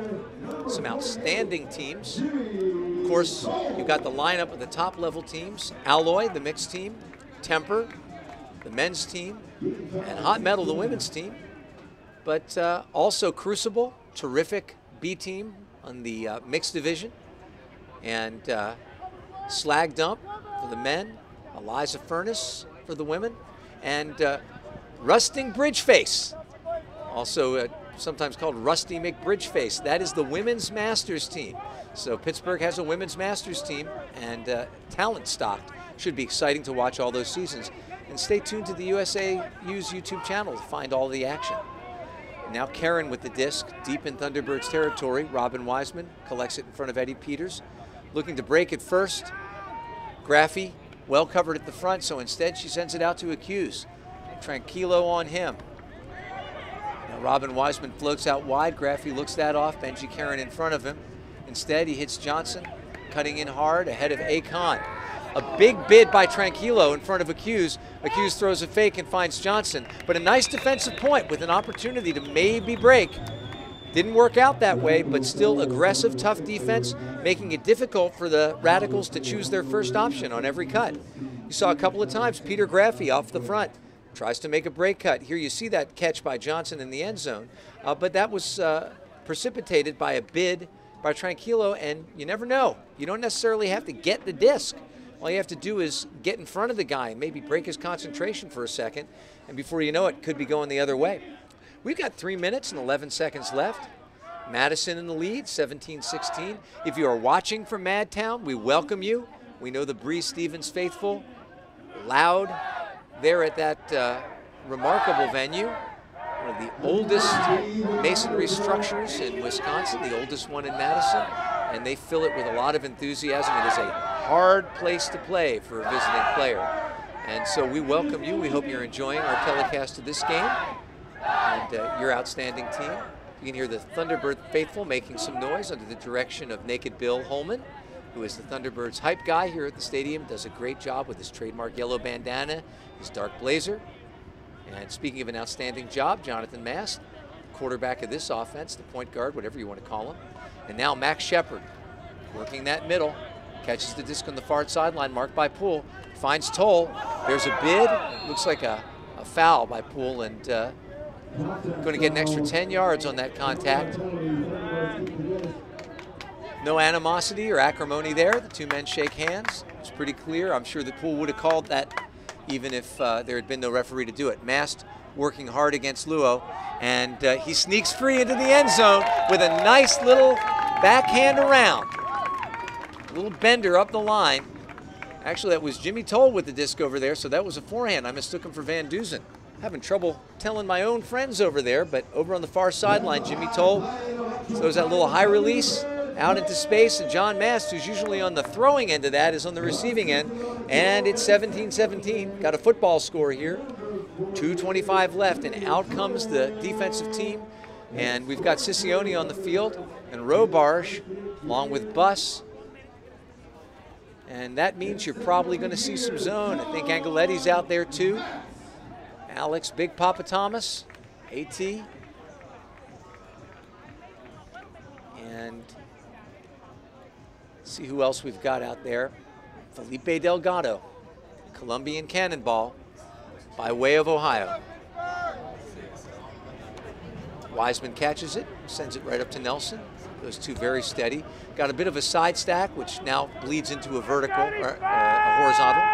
Graffy at the front. Camp in there. And the Thunderbirds zone closing in around the throwers. You've got guys coming in and guys coming out. Here's Nelson. Jacks went across the field to an in-cutting Dave Wiseman. He's got Graffy working against Angeletti, and now he's going deep. Number of players back there, including Buss, and we should have a foul called on Buss. And he looks at Brian Himes saying, what are you talking about?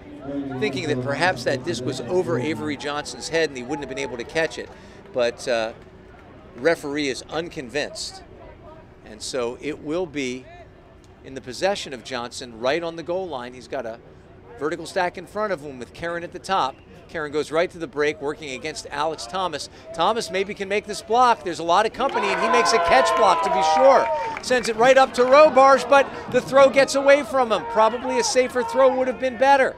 Instead, Camp sends it over to Wiseman. Wiseman's got Karen, but she looks him off in favor of a hammer across the field, which she puts perfectly into the hands of her husband, and it's a honey pass for a score to put Madison ahead, 18-17. And a high five times two, Wiseman to Wiseman for the score. And you can see no fear whatsoever on the part of Madison's handler, Robin Wiseman. She had an easy swing to Karen, but she saw Dave over there left alone, and so popped an easy hammer over the top to him. It was right on target. And he is an inviting target, a big guy who you can see there standing next to Karen. That gives you some sense of the disparity in size on that team. But as I walked across the field, I said to Ben Nelson and Dave Wiseman, you guys don't get any smaller with the passing of time. And in fact, Madison always presents a challenge. Challenge the Thunderbirds have met pretty well, though. It's 18-17. And the Thunderbirds will try to hold here with their offensive lineup of left to right, Shepard, Van Duzen, Mast, Fedorenko, Vats, Toll, and Robinson. Meanwhile, down on the other side, Luo ready to pull. He's joined by Drews, Meshnick, Pettit-Scantling, Grandin, Repperman, and looks like Jack Kelly running down the field to be the first one there. Settling in on the mark is Drews. Drews is a teacher. He teaches at an American school in Korea, an international school in Korea. That's where he spends his years. So far, no great options, but David Vats comes in for the fill over there. None of the handlers able to get open, and Max Shepard visibly frustrated. He had some separation, and he should get it now, but he's getting crowded. Mast cutting downfield, and Shepard had a couple of opportunities. Here he's going to get it. And he's got Robinson going deep, and you can bet he's going to pull the trigger. Repperman Robinson. Robinson sees his position and once again frustrates Anson. And Anson throws his cap in disgust as the Sky Pilot once again disobeys the orders of the air traffic controller and lands in the end zone with his 7th goal of the game to even the score. You can see that Shepard been trying to get the disc. He loves the way that Robinson cuts off him. You can see Robinson expertly holding his position against Repperman, and there's no complaint from Anson about any kind of contact because Robinson was legitimately holding that position, playing the disc. A nice throw from Max Shepard, who had been looking for an opportunity, had been frustrated by handlers cutting off his in cuts. But you know, that's the plight of that middle cutter there. He keeps trying to find those openings, and for every 3 or 4 cuts he makes sometimes, he's only going to get 1 throw, but he sure made the best of it. We got 35 seconds left on the clock in the quarter, and the score is just as tied here near the end of this quarter as it was at the start of it. Each team has scored 4. Wiseman gathers it in. Again, that side stack. Again, we've got Graffy cutting out of it. Downfield, Camp working against Alex Thomas. And now sneaking deep is accused. Nobody sees him, though, at the disc. Nelson loads up that big one. Instead throws it to Camp. 18 seconds remain. Wiseman on the other end of a swing. Eddie Peters marks her. She laces it up to Accuse. Accuse looking downfield. He's got an in cutter. The Thunderbirds trying to do a fake 3-2-1 cut. Now they can do it. There are 5 seconds left. Graffy throwing the hammer across the field. Will it stay in bounds? It does, but it bounces off of the hands of, I think, Dave Wiseman. He's unable to pull it in, and so we end the quarter with the score 18-18. Each team scored 4, and boy, it should be a barn burner when we come back.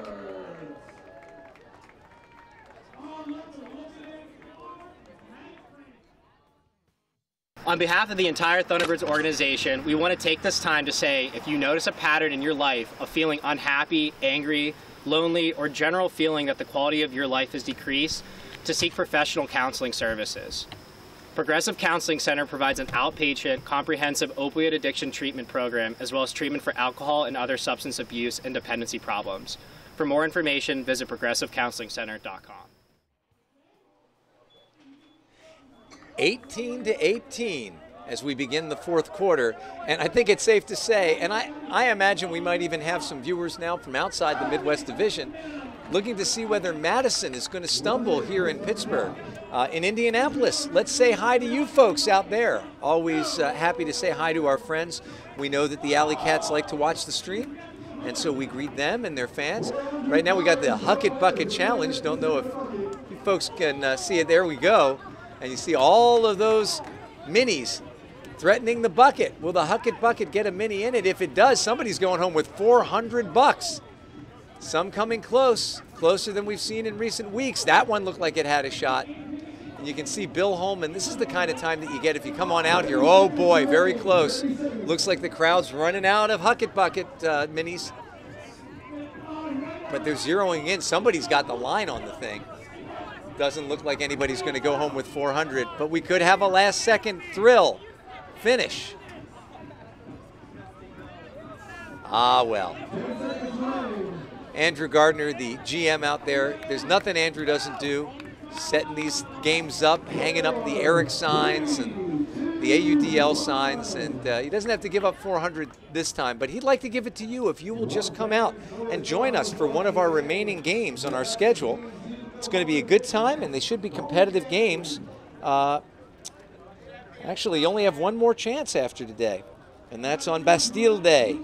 The Detroit Mechanics will come and join us to close the season on the 14th of July. So please join us. Come on out here, and there will still be $400 in the Hucket Bucket.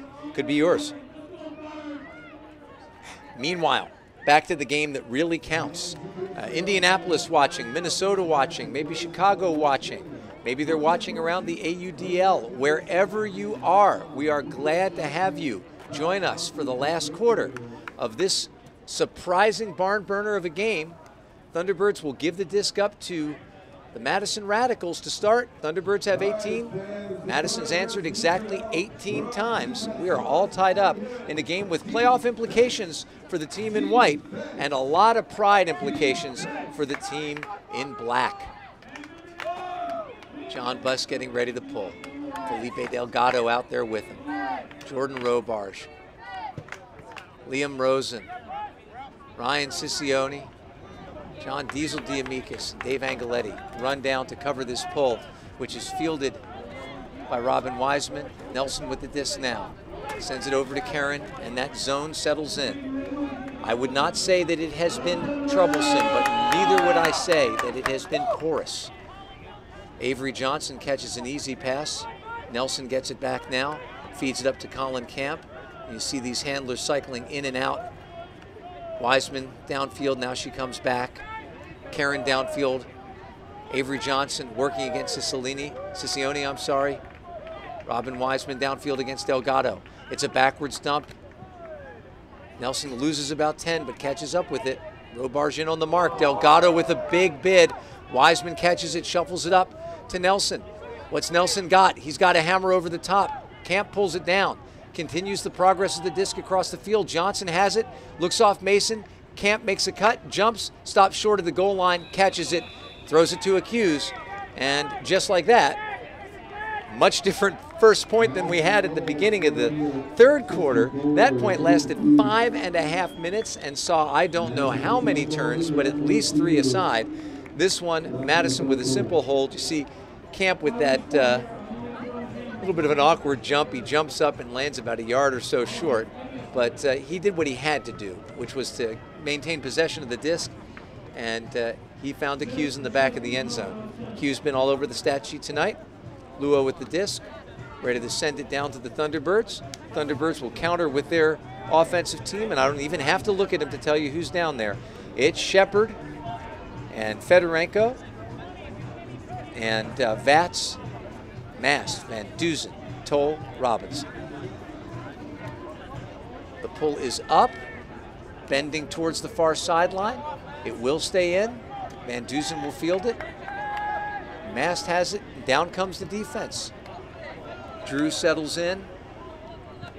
So the disc is swung to Shepard. Shepard sends it over to Fedorenko. Fedorenko looking. Some nifty work against Drews by Mast to get open for the dump, but a hard defense by Coolidge against Van Duzen, who catches it, throws it in stride to Shepard. Shepard throws a big forehand fake, but instead sends it out into space to Mast. Mast finds his partner Van Duzen. Those handlers working downfield. Van Duzen sends it up to Robinson.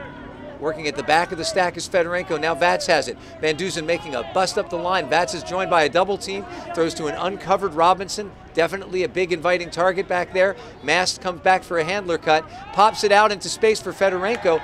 And seemed to me like Pettit-Scantling leaned a little bit on Fedorenko, and Fedorenko points back, says, pick up Pettit-Scantling. He didn't complain, though, so probably no contact there, just an errant pass and really ill-timed. Now Madison with a chance to break. Repperman with the disc in his hands. Toll playing defense on him, so he sends it back to Drews. Coming in is Meshnik, and Luo will find him. And now breaking in hard is Brandon, but instead the disc goes up to Repperman. Toll downfield guarding him. Toll maybe does the better job of reading it, but will it matter? Maybe not if it had only been Toll, but Max Shepard alertly on a hustle play comes downfield and does exactly what one of the Madison defenders had done to the Thunderbirds earlier. This one sent across to Robinson, who lays out and saves the disc. That would have been very unfortunate. Shepard catches it in front of Repperman, who hits him. He doesn't even stop. Instead, he throws this in stride. Running it down is Van Duzen, who catches it. 2 hands in the end zone. So the offense holds on a precarious and difficult point.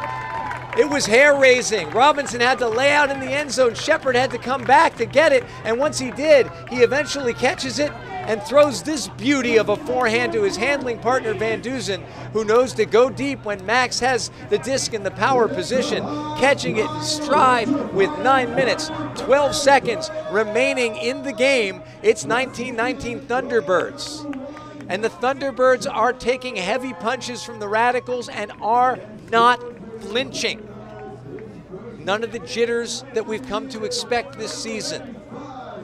We're not afraid of jinxing them. They're just playing at the level that this roster is capable of playing, given the way it's constituted tonight. The Thunderbirds seeing the top end that they haven't seen. They are delivering for the fans and for you. And the Radicals have all they can handle right now. Eddie Peters launches this one into the wind. Doesn't go far, but it hangs up long enough for Kenny Friedella to get down there. And John D'Amicis to join him. Robin Wiseman flanks Nelson, as does Karen. Graffy catches one in. Alex Thomas stops him from throwing deep. Quickly a double team from Diesel. Now it finds its way back to Graffy. He's got accused coming in. And now Nelson goes deep. Ethan Beardsley with a watchful eye on him. As Kenny Friedella rejoins him. A nice huck for Peter Graffy. And you know he's going to catch this one. Looks like Colin Camp with the throw to Peter Graffy. And Madison catches that one to go up by 1. 8:45 remaining. Madison reclaims the lead 20-19. Graffy is a weapon on both offense and defense, playing mostly offense for the Radicals this season, but we saw what he was able to do earlier in the game. He was the player I was talking about who did what Max Shepard did, trailed a play, came up and stole one from the Thunderbirds in the end zone, and you can see there what he's capable of doing when he gets a step on his man. Nobody's going to catch him, and the thrower doesn't have to worry too much about overthrowing him. He's going to run it down. One of the AUDL's premier players still after all these years in the league. Poole's going to send this one down. Glenn Poole is going to bend over towards the backhand sideline, but not backhand for Sam Van Duzen. He's a lefty. John Mast shoots it over to Max Shepard. He fakes that big backhand again. And so far, it's all handlers. You see the cutters working downfield. Robinson catches an in-cut on the sideline. Direct dump to Mast, who surveys what he has. Cuts seem to slow down a little bit. Rather than throwing that one out in front of Van Duzen, who had Kelly right behind him, that sends it safely over to a handler, and now Van Duzen has it. Whoa, a good grab by Mast, sure-handed. He's got Fedorenko. Fedorenko is looking at nothing, and we might be seeing a little fatigue now from the Thunderbirds' offensive downfield cutters. A timing play, beautiful throw set up for Van Duzen. Shepard says, I'm not tired. And Jimmy Toll says, I'm not tall, but I sure can jump. Unfortunately, so can Anson Repperman. So double covered back there because Glenn Poole came over to join. And while Max Shepard has legs, we might be seeing guys like Van Duzen and Mast and Fedorenko, who played 4 games out there in Butler today, starting to lose the ability to make those cuts downfield. And it might be time for Pat Hammonds to think about shuffling a few guys onto offensive team 1, some downfield guys. Maybe see a little Alex Thomas downfield, somebody who can generate some speed downfield. It's a deep throw. This one aimed at Graffy, but it is blocked. I apologize, that's Poole. Jimmy Toll gets the block, and Poole attempts to make the second chance bid, but it was headed out of bounds. Nice block by Jimmy Toll. You can see Shepard and Toll had Poole bracketed, and maybe if that thing had floated up a little bit more catchably, would have been a call, but as it was just incidental contact after the block. Nice play by Jimmy Toll. Mark settles in on David Vatz, and we'll see if the Thunderbirds are able to do any more downfield. Mark Fedorenko cutting in, but Meineke just jumps out and throttles that one. I think I might have been calling Mr. Meineke Mr. Poole. I'm not sure. Meineke is wearing the hat and not the muffler. Now Poole and Meineke both bracket Van Duzen. He sends one to Fedorenko. We heard a whistle. Fedorenko can catch it, which he can't. It would have been Thunderbird disc down there. Instead, it'll be Thunderbird disc at the 50 in the hands of Sam Van Duzen, who passed out of that double team, which he thought clearly was going to foul him, and it did. So he drew the contact, 5 yards past midfield. He's got the same 2 guys double teaming him. He throws a crossfield hammer, and that one probably ill-advised. Jack Kelly is able to come and make the block. Kelly with the disc in his hand sends it up to Poole. Meineke with him. Thunderbird struggling to catch up on defense, and doesn't look like they're gonna. This one out in front of Jimmy Toll, but pulled down by Jack Kelly. And it's a break for Madison, and that's bad news with 5 minutes and 50 seconds left. It means the Thunderbirds are going to have to answer back with a break of their own, at least one, as the Thunderbirds fall behind. Madison 21, T-Birds 19. Just to remind you folks that Madison leads Indianapolis only by 1 game in the win column.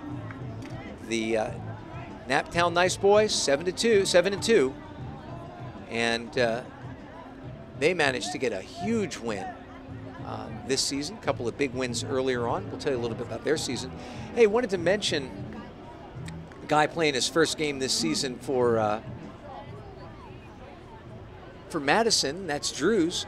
He, as I said, teaches in Korea year-round, and he coaches in Korea. He coaches a youth team there, and he said that players are enthusiastic, but because there is such an emphasis in Korea on education, sports aren't taken nearly as seriously. It's not necessarily a bad thing. Asked him about the atmosphere in South Korea right now, given all of the drama around the recent Singapore summit. And he said, you know, they're used to drama over there, and they're mostly concerned with self-preservation. If the Thunderbirds were more concerned with self-preservation, they probably wouldn't have thrown that one up to Peter Graffey, but they were. And it looks like a critical moment right now for the Thunderbirds. Madison in the position to maybe break their backs with 5:18 remaining. Graffey gathers that one in to give them a 3-goal lead. Madison 22, T-Birds 19. The offensive team, the second team that had been able to come out and spell 0-1 after a long point, was unable to do it there. Just got some confusion in the middle, not used to playing with each other as much, don't have the rhythm, and they threw into a Peter Graffey poach. He is a savvy defender. He was ready. Thunderbirds O team out on the field. Madison a little slow to get out there.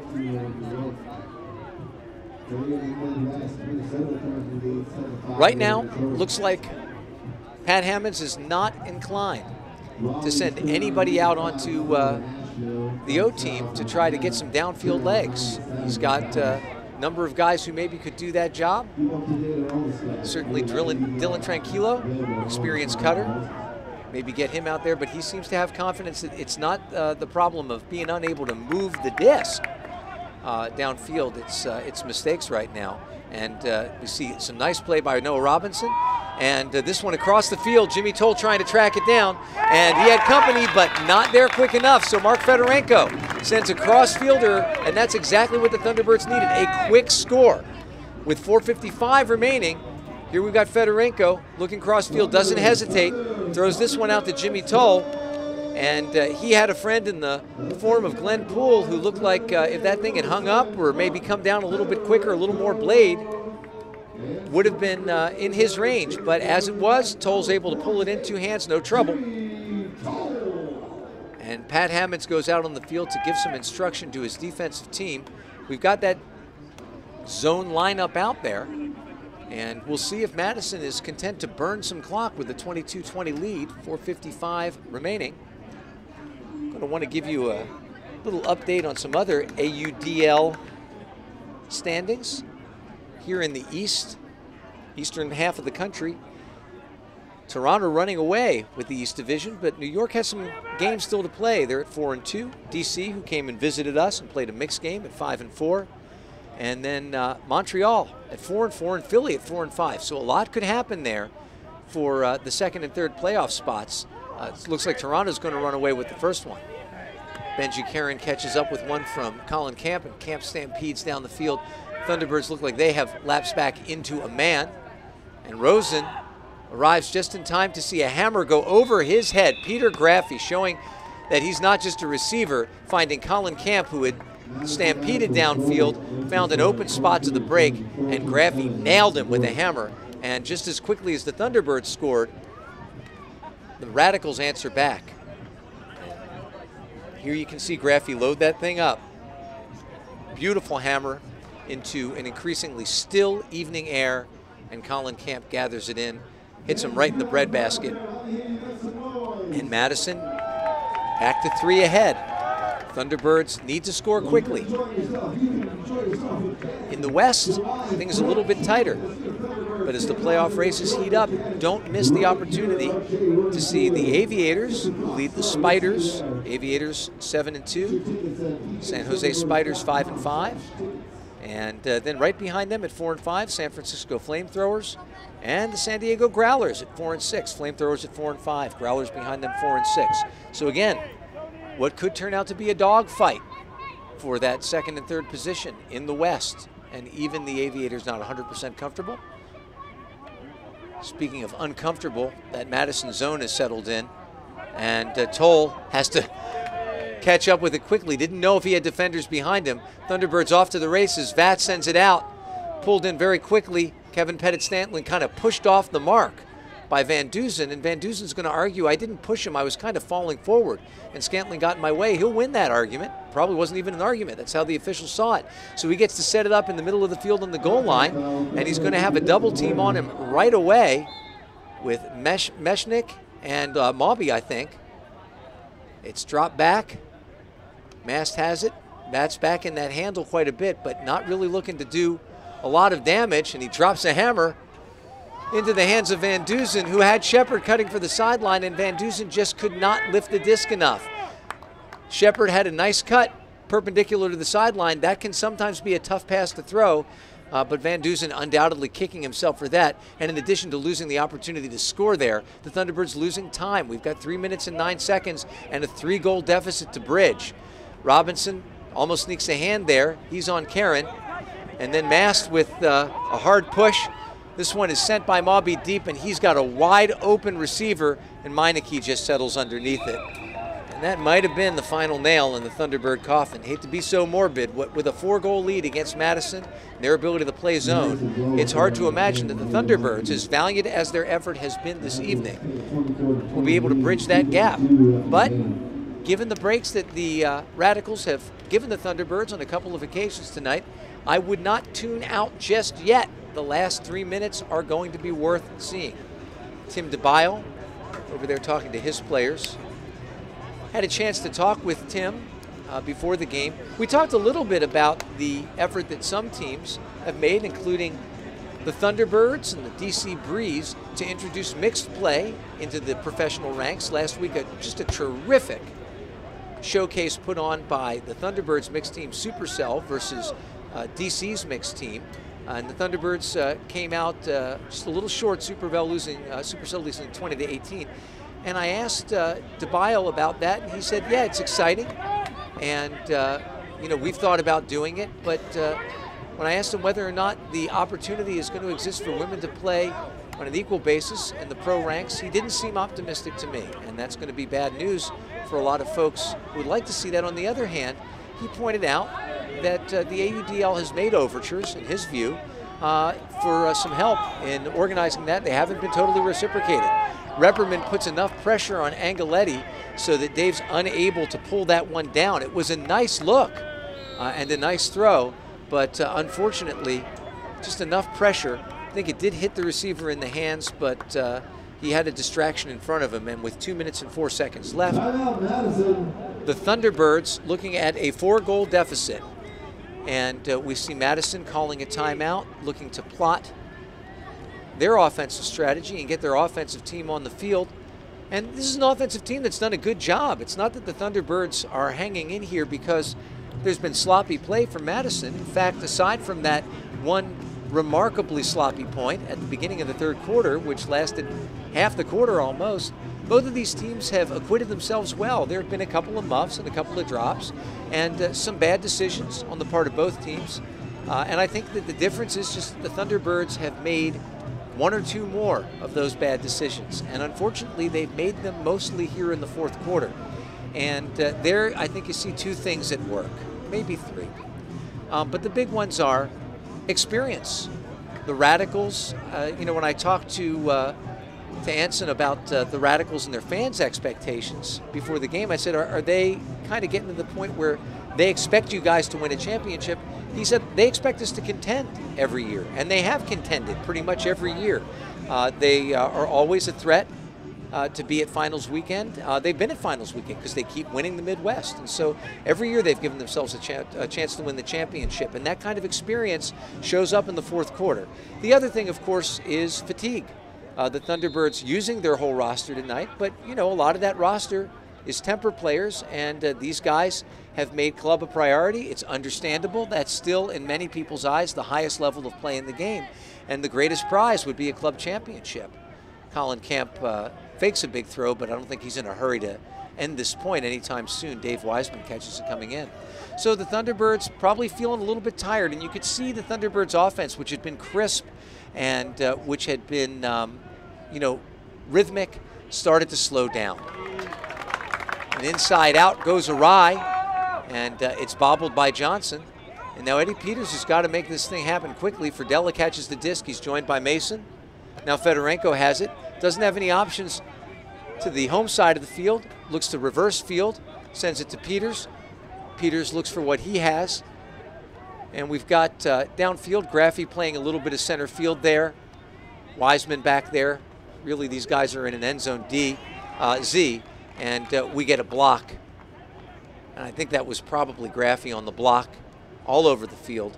So with 57 seconds left, this is going to be a Madison win. But, they say there are no moral victories in sports, and there aren't. But this is one that you can feel as good about this loss as you can about any loss. The Thunderbirds came in and played toe-to-toe with the best of the AUDL. And if at the end of the game they had to take a few chances like they just did, and Madison opened up a lead, it is not indicative of how close this game has been. This one finding a wide open Peter Graffy, and Graffy has asserted himself as the AUDL star that he is in the fourth quarter, and I think has been the predominant factor for Madison, along with steady handling by their handling crew and some really nice downfield cutting by Tarek Aziz, and some terrific defensive play against the Thunderbirds' downfield cutters. The handlers have been able to move the disc, but they have not been able to generate in the fourth quarter the kind of movement and in-cutting threats that they were able to in the first part of the game. Also, Max Shepard has had to come back and handle more. And when you remove Shepard from that downfield role, then a lot of the flow that the Thunderbirds have been able to generate tonight disappears. And he's had to come back, and he is not even on the field right now. Ethan Beardsley is masked with 30 seconds left. Finds John Buss. Buss throws a hammer over the top, and Ethan Beardsley goes down to catch it in front of Dave Wiseman. Don't know whether Toll is going to gather this in. He does, in front of a bidding Kelly. Sends it back to Beardsley. Be a nice time for Beardsley to throw it downfield, but he does not. 12 seconds left. Mass sends it over to Buss. Buss has a hard-cutting Robinson, who has not been as much of a factor in the second half, but a great game for him. Vats has it. He throws a hammer into the back. Beardsley there gathers it in as time expires. And so, as the game ends, the Thunderbirds congratulate one another, shaking hands with the Radicals, and the Radicals have to wipe the sweat off their brow and breathe a deep sigh of relief. They came into Pittsburgh maybe with their eyes on Indianapolis, counting on a win probably, and they ended up in a dogfight. Tomorrow, they've got to get ready for a cat fight, because the Indianapolis Alley Cats, always tough, are going to be waiting for them down the road in Indianapolis with an opportunity to play for a slice of at least the numeric lead in the AUDL's Midwest Division. So as we see the teams shaking hands as the sun sets here at Art Rooney Stadium, I want to thank you for joining us. The final score of the game, the Madison Radicals 25, the home Thunderbirds 21. We hope you enjoyed the telecast, and we hope that you'll join us again for the next Thunderbirds home game on July the 14th against the Detroit Mechanics. I'm Matt Weiss from Art Rooney Field on the Bluff in Pittsburgh. We say thanks very much and good night.